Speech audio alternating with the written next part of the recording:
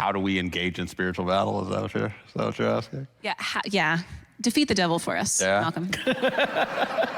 Well, see, the good news is that Jesus already did it. Knew you were going to say that. That's the good news. Okay, so here's as you were talking, what I was thinking about was the Garden of Gethsemane. This is something that has struck me, especially kind of over the last, even really just the last few days, that Jesus goes to prayer, and he goes to prayer in a sense knowing that what's about to happen is like Satan and all of the forces of evil are about to marshal everything that they have against him. And this is one of the things that blows my mind the most about the incarnation is that the Son, like, suffering and death were not a part of God's experience. And he not only makes himself subject to them, but he actually does endure them. I think about myself, I'm not, like, if there are things that I don't have to suffer, like, I'm not gonna do it. I don't want it, no. Why would I, no. And so, it is literally, like, Jesus is on his face before the Lord because he is about to experience something that he has never experienced before. And something that is so profoundly contrary to everything that he is and everything that he's ever known. And yet, he comes out of that, and with, like, I mean, sweat and blood, like, just stress. And yet he comes out of it with, not my will, but yours be done. That is, I love these people, and I want to share everything that I have with these people. I'm gonna do whatever it takes to do that. And then he goes to the cross and he faces all of those forces, and they exhaust themselves on him. And he dies. And he still wins. The fact that he gets up is a declaration of victory over all of those things. We have to be reminded that he won at the cross. Thus, these powers and principalities are powerless, but they want to convince us that they still have all this power. They want to convince us in this intervening time that, like, they can still win. Which is to say that the battle that the powers and principalities are fighting with us is a war of attrition. It is they win when we lose our vigilance. Yes. And this goes back to me being in your notes. I know. Because I'm about to. You better take my stuff. Sorry, it's just we were having this conversation earlier, and she's telling me that I was in her notes. But I was like, this is just the Bible. So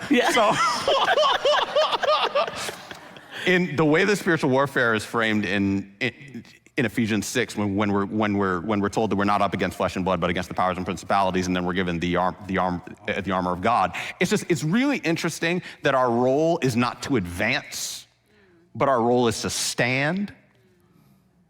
It's really interesting that the way that battle is framed, even throughout the scriptures, like, it's not the people fighting, it's God fighting for his people, and that when the people fail, it's when they fight for themselves.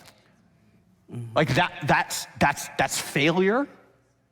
Similarly, if we were to devote our entire lives to the building, I did a takedown of the 7 Mountains Mandate in a sermon this past Sunday. Ooh. Because what it is, because what it ends up being is, even if you were to frame it in the claim of, well, Jesus won the world, so we, in partnership with him, ought to be ruling these 7 spheres of influence. What that does is it is the logic of Babylon, is what it is. It's the logic of domination. It's you being told that the only way for you to win is for you to be in charge. Yeah. And this is exactly, this was the people's issue in 1 Samuel 8 when they asked the Lord for a king, because they're like, we want a king like everybody else. We want an army like everybody else. We see that going on everywhere around us. We want that too. And God lets them have it. But we're told in Hosea that he gives them a king out of anger, because what they have done is they have rejected the rule of God. Mm-hmm. They've rejected what is their mission, which is to be a people who are ruled by God in the midst of the kingdoms of the world. A people who bear witness to the fact that life doesn't have to look the way the world tells you that life has to look. Our day-to-day interactions don't have to be ruled by domination and exploitation. There's another way of living. And so, but if there is one thing that the powers and principalities want to convince us of, is that the only way to win is to use their tools. And the gospel, as Christ enacts the greatest victory of all time in the resurrection, he does so by dying. And he calls to his people, he's like, if you want to be united to me, be baptized into my death so that you can be raised in my resurrection. And the only way that can kind of get deep into the souls of people is if that, like I said, is if the stakes of the battle are narrated in the way that they actually are. Because, and I was telling the church about this, you've got the beasts in Revelation, and some people think that, like, apparently, some people think that you can tame this beast. I told these people, I told them that the way that the beast from the sea in Revelation 13, it's the demonically empowered state with all of its military and economic might, and it's backed up by a propaganda machine. And this is just the way that empires work. And when you see that and see America as one of these beasts, you understand that, well, beasts do beastie things. And they'll continue to do beastie things. So yes, obviously, whatever political power I have, I'm going to marshal for the benefit of those who are powerless and needy. But I also want to understand that any victories that I might win in that space are going to be proximate and likely short-lived. Because beasts are going to do beastie things. Until Jesus returns and sets all this right.